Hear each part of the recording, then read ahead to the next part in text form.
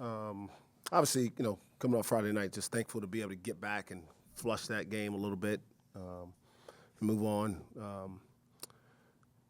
You know, Prairie View, who came in here and fought after traveling all night and playing in D.C. against Michigan yesterday. Hats off to them for not just throwing it in at halftime and get down, and the way they fought back is obviously shows that their coach does a good job of keeping them prepared and being disciplined through it. So, but all in all, I was proud to win and happy to get out of here and move on and be 2-1. Although for questions, Jacob, start with you. Mike, you talked about the zone struggles on Friday night. They threw zone at you again today. How do you feel like you're progressing with facing zones? We'll be fine facing zones. I'm sure you guys are pretty observant people. We played the game a little different today than I ever have, and I thought on Friday we played selfishly on the offensive end, and I needed to show them that you have to be willing to let somebody else do well sometimes, and not want to play the whole game and get all the shots. We have a deep team, and so I was able to do it because we can, but platoons don't really work. Like, that's really the only way to get everybody to play close to some similar minutes. But it disrupts the flow of the game. It doesn't allow you to really, attack the way you want to. And I hope they see that. I thought the most efficient and effective player we had out there today was Tyreek Smith, who happened to also play the least amount of minutes of the guys who played a lot. All right, so my message to him, I'll get back to your question in a second, is just be effective and efficient in whatever time you get. And if you're really good in your role, it'll grow. But if you're always thinking about how it's going to work for me individually, then it won't work really for you individually because it doesn't work for the team. So that was more of what you saw today than anything. Obviously, certain guys really never got a chance to play with other guys. Like Ice and Caleb were never on the floor together. And so that'll change as we move forward. How long do you plan to stick with those? Not very long. Okay. I think at what time that game end today? But because again, it's not realistic. Like you can't. There's no way to do it effectively in a game like ours, which requires rhythm, right? And so, but the point was, I hope understood, and we can now move forward and just get back to trying to be a really good team for each other.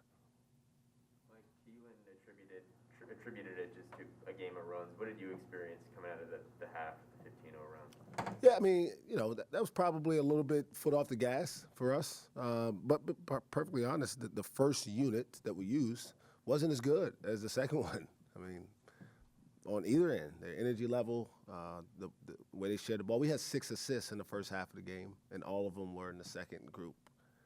And we got to find the right grouping of guys who can work well together for a period of time. And, this time of year, that's what you continue to search for. It's always been my mind that the non-conference is to prepare you for conference play, and that you want to be playing your best basketball late February, early March. And that's no different now. So we're still trying to figure ourselves out in games. Talking about how the free throws can win or lose games and how they, it's important for the team to improve at the free throw line. They said, what is your message to them after a game like this one? To me, free throws is usually one of just a couple things. Either somebody just has poor mechanics, right? And I don't think we have a bunch of guys with poor mechanics, or lack of focus or lack of confidence. And I don't think we have guys with lack of confidence, but we don't have the level of focus we need stepping up there and understanding the urgency that you got to play with every possession. And it's no different than when you step up to the free throw line, do what you're supposed to do. And we have them write down their routine.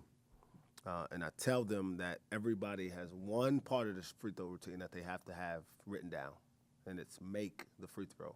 Because when I used to do this for my first couple of years, I'd have guys say, all right, I'm going to take 2 dribbles, spin the ball, and shoot it. And that was it. I said, no, that's not the point. Like, there's a purpose. The purpose is to make the free throw.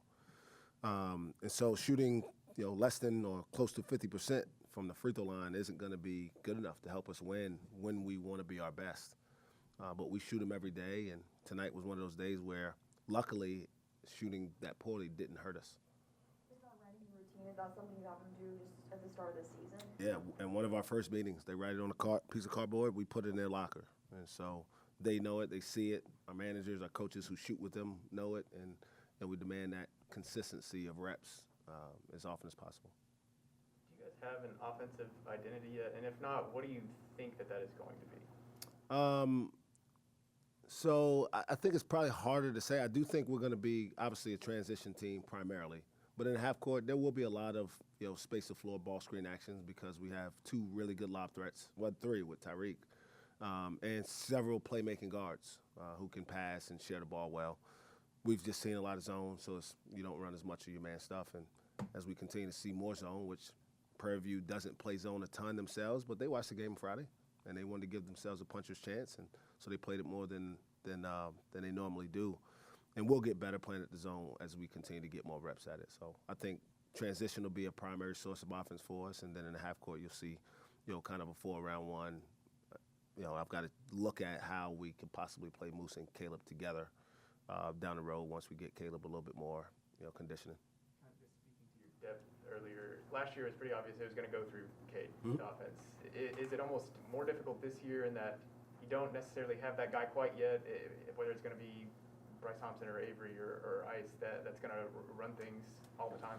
No, not necessarily. I think the advantage this team does have over last year's team is we can truly play inside through our post players.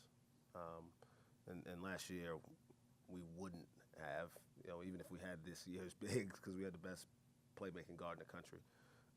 And so I think ultimately we'll be a team that plays inside out a lot more than you probably think. You had Caleb back, speaking of those bigs. What did you see from him, and what did you like?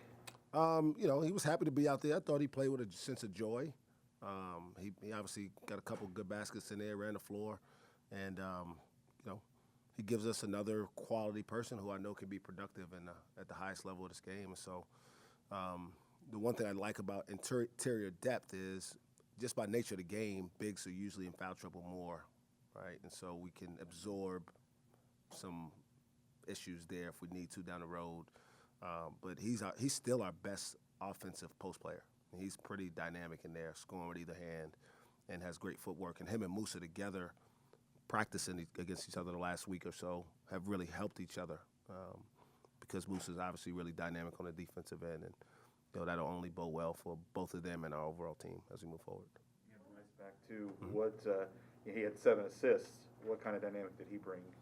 Again, just talked about being able to spread the floor and have multiple guys out there who can create offense. And I was proud that he had 4 assists and didn't come back hunting his shot, which was part of our issue with the first group. We had a bunch of guys trying to get their own shot as opposed to making plays for others. He was comfortable running our team and setting up other people and just kind of working his way back in. So glad to have him back because he's obviously really, really talented. Made some changes in the starting lineup tonight. Just kind of what went into that? Just part of trying to get the units as close to even as you could. And, we'll see. I don't know how long that specific lineup will last, but, practice always determines the next game, who's out there to start the game. Thinking back to the Brooklyn trip, it seemed like you guys really kind of figured something out there, and I think it happened in another preseason tournament you guys got to. Do you expect, I don't know if expect the right word, but do you kind of anticipate something similar happening whenever you guys hit the road this week? Yeah, I mean, going on the road creates a different environment for everybody, right? There's the less distractions of the people well, so you have to kind of bond with your teammates. And, UMass Lowell is going to be the best team that we've played so far. They're really good. They just beat Dayton on the road yesterday. Really experienced team, and so I think our team will get the message that not only we have to play better, but we have to be more connected as a unit to have success because our schedule gets really, really challenging as we move forward. Challenging schedules. You kind of mentioned what Prairie View's doing. They got in last night. They're on their way to Lubbock. Is that, I don't know if normal is the right word, but it seems almost borderline cruel at this point. Yeah, I mean, I have a tough time dealing with it. I know why it's done. I don't like it. I think about the kids all the time, and they don't do what the guys in the NBA don't do what Prairie View's doing now. Right? And so, there's got to be a better way. I'll just leave it at that. Because he was having an off day. go to Phoenix. Yep. On Wednesday. I mean, it's just. Yeah. So, you know, again, that's why it's even more impressive that they're able to continue to battle and fight. And, you know, all the teams in that league and in the MEAC, right, they do the same thing. And they're 0-12 or 13 going to conference play and somehow, you know, play each other and figure out a champion. Prairie View did the same thing last year and then went undefeated in the league. So, you know, I think that's another reason that guys at that level, especially in those leagues, need to get a lot more opportunities to be looked at for moving up. I mean, those are really difficult situations. And when, you know, a guy like Rob Jones at Norfolk State is and Lavelle Moulton at North Carolina Central and coach at Prairie View, I mean, when those guys are having success year after year after year and keeping those kids motivated after doing what they do, you know, at least give them a chance. Coach broke out the N7 uniforms today. How important is it to get, you know, the history of the state, you know, kind of a front and center stage? Yeah, we do it, you know, each year in November, and it's multiple things. Obviously, recognizing the history of the state and the Native American influence on the state, and so I'm thankful that we do that. We're one of just a few schools who honor that.